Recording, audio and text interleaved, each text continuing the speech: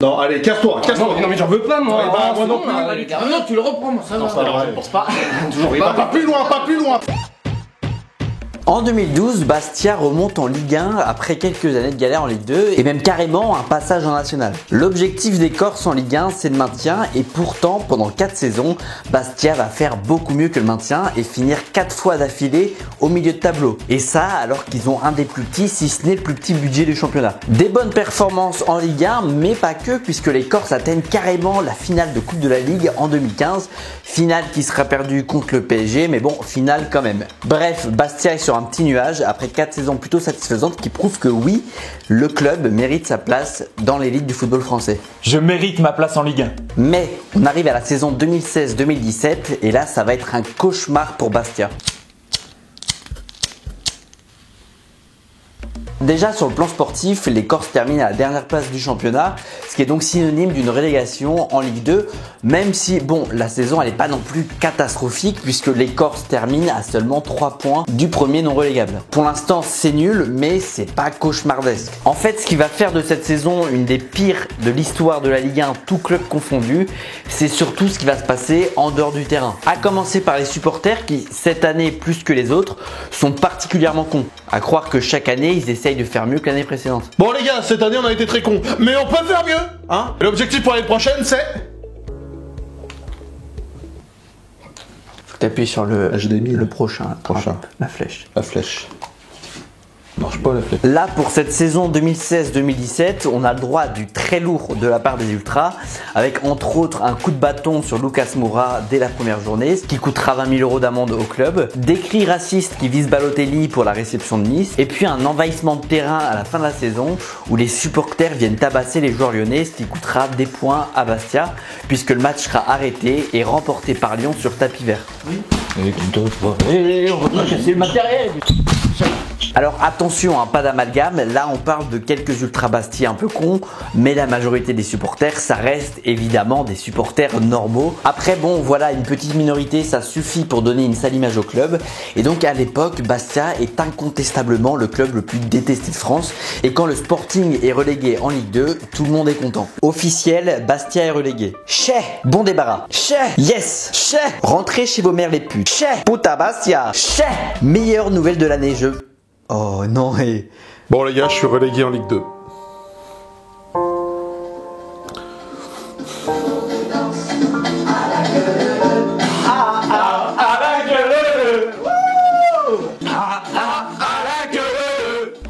Bastia est détesté, Bastia est relégué, l'année 2017 ne peut pas être pire. Oh, si elle peut être pire. Donc Bastia est relégué sportivement en Ligue 2 le 20 mai 2017, sauf que le club a des énormes dettes, environ 20 millions d'euros, et donc le 21 juillet, les Corses sont relégués administrativement en National. Bon, au final, ça tombe bien qu'ils aillent en National, puisque les Corses sont nationalistes. Ah oui, oh, elle est bien celle-là. Bastia va jouer en National, mais comme il y a toujours une très grosse instabilité financière, alors le club perd son statut professionnel. Symboliquement, ça veut dire que Bastia devient un club amateur pour la première fois depuis 1965, mais dans les faits, ça veut surtout dire que tous les contrats des joueurs professionnels du club sont automatiquement résiliés. Et donc du jour au lendemain, tous les joueurs quittent le navire gratuitement pour aller jouer ailleurs. Eh oh, vous êtes où? Je suis tout seul. Et on est à 2 semaines de la reprise du championnat national et Bastia n'a plus aucun joueur. Et faire du foot sans joueur, c'est compliqué. Abreuve nos sillons. Bon match. Bon match. Bon match. Bon match. Bon match. Bon match. Bon match. Bon match. Donc 2 semaines pour refaire toute une équipe sans argent vu qu'il y a des dettes énormes et là ça commence à faire un petit peu beaucoup. Et donc début août, les dirigeants quittent le club, Bastia dépose le bilan et le Sporting est rétrogradé en National 3, donc en 5e division française.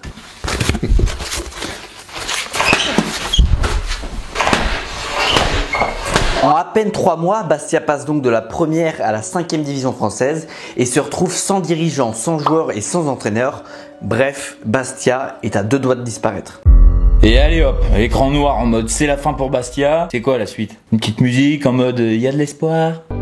Eh ben voilà, comme c'est surprenant, c'était la merde pour Bastia et maintenant l'espoir, ça renaît, oh c'est joli. Le club est à deux doigts de disparaître, mais heureusement, au mois d'août, il est repris par deux entrepreneurs bastiais et amoureux du Sporting, Claude Ferrandi et Pierre-Noël Luigi. Les nouveaux dirigeants, dans la reprise du club, ils sont accompagnés par les supporters de Bastia, donc des amoureux du club qui mettent en place une pratique assez peu commune, c'est le système de socios. Le principe des socios, c'est que en gros, les supporters injectent de l'argent dans le club et en échange, ils ont leur mot à dire dans les décisions du club. Dans le cas de Bastia en 2017, c'est plus de 5500 supporters qui se réunissent et qui récoltent entre 200 et 300 000 euros pour aider le club à survivre. En échange, si je dis pas de bêtises, aujourd'hui les socios sont actionnaires et ils détiennent 20% du club et donc ils participent aux décisions. J'espère que c'est des supporters normaux chez les socios parce que si c'est les mêmes que tout à l'heure, le club va avoir du mal à se relever. Bon les gars, Bastia n'est pas mort, hein, allez, mais j'ai un plan pour ça.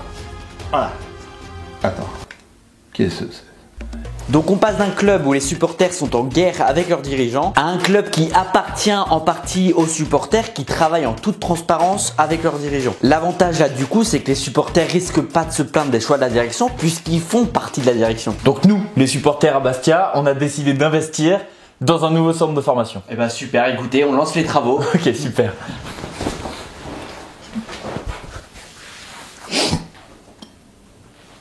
Bof. Et petite anecdote sur les socios, tant qu'on y est, parmi les membres, on retrouve plein d'anciens joueurs et des personnalités du club, dont un certain Wabi Kazri, qui est né en Corse, qui a été formé et qui a joué à Bastia, et qui chaque année depuis 2017 renouvelle son abonnement aux socios. Et parfois il sort carrément le chéquier pour faire des dons, comme en 2018 avec un chèque de 10 000 euros. J'espère qu'il fait pas ça pour tous les clubs dans lesquels il est passé et qui aujourd'hui sont dans la merde, sinon ça doit lui coûter cher. Alors ça c'est le chèque pour Bastia, Ok. ça c'est pour Saint-Étienne, Ouais, là j'ai celui de Sunderland, ouais, Bordeaux ok. et puis Rennes. Rennes ça va là en ce moment. Ça va venir. Bon, maintenant on est mi-août, on a des nouveaux dirigeants, mais on n'a toujours pas de joueurs, hein, puisque je vous le rappelle, tout le monde est parti. Bastia est tellement dans la merde à ce niveau-là que eux, ils vont commencer le championnat un mois après les autres. Le temps pour eux de construire une équipe. La Nationale 3 reprend le 19 août. Bastia jouera son premier match le 16 septembre. Alors d'ici là, il faut reconstruire une équipe rapidement et sans argent. Et donc Bastia bricole un truc qui tient la route avec des jeunes formés au club, 2-3 joueurs d'expérience en fin de carrière, et puis des anciens joueurs qui acceptent de rejoindre le projet par amour du maillot, ce qui fait qu'on arrive avec un effectif pas trop dégueulasse pour de la 5ème division. Faut dire que le Sporting, ça reste un club emblématique, ce qui facilite sûrement les choses sur le mercato. Tu peux pas dire non au Sporting Club de Bastia. Enfin, tu peux vraiment pas dire non. Signe au club? Non. J'ai réévalué l'offre. Ouais. T'as une voiture pour aller au match? Ah non. Eh ben, ma mère va me prêter la sienne. Et puis dans cette équipe, il y a une légende, un mec qui est là depuis le début et dont j'ai pourtant pas encore parlé, c'est le défenseur Gilles Sioni. Gilles Sioni, lui, il a disputé 25 matchs de Ligue 1 avec Bastia la saison précédente et c'est le seul joueur qui n'a pas quitté Bastia quand le club a perdu son statut professionnel. C'est le seul qui est resté pour aider le club à se relever. Le gars est passé de la Ligue 1 à la Nationale 2. Ça a dû lui faire tout drôle, je pense. Ah bah c'est plus le même niveau. Bonjour, je suis Thomas Meunier. C'est un honneur de jouer contre vous. Vraiment. Je vous admire vraiment votre talent sur le terrain. Bonjour Thomas, Meunier. Vous êtes Thomas Meunier? Non, Thomas c'est mon prénom et Meunier c'est mon métier. Ah, je gère le moulin d'Île-Franche là. D'accord. Tu veux de la farine? Non? Bah bon match hein. Merci à vous aussi. Stéphane, agriculteur, Non, c'est un beau métier. j'adore la campagne. Ok. Voilà, donc on a des dirigeants, une équipe et des supporters plus engagés que jamais. Bastia est en division 5. Maintenant, place à la reconquête du monde professionnel. Retrouver le monde professionnel, ça va prendre du temps, ça paraît ambitieux, mais après tout, c'est bien ce qu'a fait Strasbourg quelques années plus tôt, donc pourquoi pas? Je vous en dis pas plus sur Strasbourg, évidemment, vous savez de quoi je parle, puisque vous avez vu la vidéo qui est déjà sortie à ce sujet-là, n'est-ce pas? Vous êtes abonné d'ailleurs? Pour sa première saison en National 3, Bastia termine à la 2e place du championnat. Sauf qu'en National 3, il n'y a que la première place qui est synonyme de promotion. Donc Bastia entame une 2e saison en National 3, sauf que cette fois-ci, le club roule sur le championnat, chope la première place et obtient sa promotion en National 2. Donc Bastia débarque en National 2 pour la saison 2019-2020 avec toujours une seule place pour la montée, ce qui est clairement l'objectif du Sporting. Sauf que pendant les 19 premières journées, les Corses ne sont pas une seule fois premiers du championnat, bien embêtés par Sedan qui monopolise la première place. À la 20e journée, Bastia arrive enfin à choper la première place qu'il garde à l'issue de la 21e journée. Mais bon, on s'enflamme pas, hein, la saison est loin d'être terminée. Et bah si, bim, Covid, bam, fin de saison, on en reste là. Les Corses remportent le championnat et montent en national alors qu'ils ont été leaders pendant seulement 2 journées. La chatte qu'il a, la chatte. Bon, le point faible du Covid par contre, c'est que les supporters ont plus accès au stade alors qu'ils ont été exemplaires depuis la chute du club. À l'époque, l'affluence moyenne des clubs de National 2, c'est genre 500 supporters grand max, et ben au stade de Furiani, il y avait en moyenne 5500 supporters par match. Dites-vous qu'en 2019, il y a presque 2 fois plus de supporters pour les matchs de Bastia en National 2 que pour les matchs d'Ajaccio en Ligue 2. En face, c'est Mulhouse, Sainte-Geneviève et Épinal. Comment c'est possible qu'il y ait autant de monde? J'ai acheté des places pour Toulouse, Saint-Etienne et Arsenal. Non, Mulhouse, Sainte-Geneviève et Épinal. Ah merde. Aussi, je me disais 2 € la place. Donc Bastia débarque en national. L'objectif après 2 montées en 2 ans, c'est pas forcément de remonter tout de suite. D'autant plus que bon, en national, mine de rien, on commence à retrouver des équipes d'un certain niveau, comme Laval, Le Mans, Orléans, le Red Star, Créteil, Quevilly, etc. etc. Et bah Laval, Le Mans, rien à foutre. Le Red Star, Créteil, machin chouette, Bastia s'en bat les couilles. Et cette saison nationale, le Sporting la termine à la première place. Ça y est, enfin Bastia retrouve la Ligue 2 et son statut de professionnel pour le plus grand bonheur de tout le peuple bastiais. 4 ans seulement après avoir frôlé la disparition, Bastia est déjà de retour dans le championnat qu'il aurait dû disputer. En fait, le Sporting, c'est un peu comme un refrain de Claude François. Ça s'en va et ça revient. 12e l'année dernière, 8e au moment où sort cette vidéo. Alors la Ligue 1, ça sera peut-être pas pour cette année, mais au moins le club est vraiment reparti sur des bonnes bases, avec des relations dirigeants-supporters beaucoup plus saines.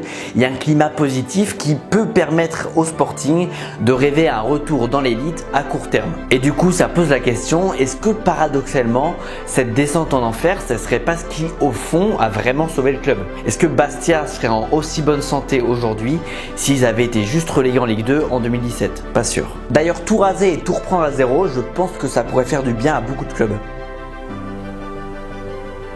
Suivez mon regard.